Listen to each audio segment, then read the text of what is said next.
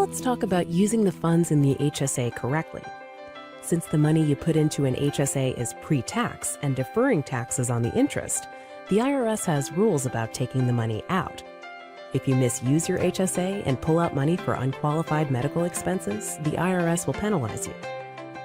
If you decide to take some money out for a cruise and the IRS finds out through a traditional individual audit, you will have to pay a 20% excise tax and income taxes on the money you put in, as well as on the interest it earned.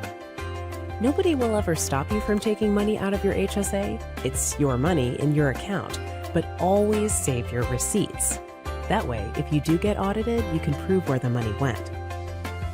After you're 65 years old, the rules change a little. You can pull the money out for any reason and will not have any IRS penalties or excise tax. However, you will have to pay income tax on that money. Your HSA is both flexible and portable. You can reimburse yourself immediately every time you have an expense, or you can save all your receipts in a shoebox, let your money earn interest, and then pay yourself back all at once in one big lump sum. You have ultimate control of every penny in the account.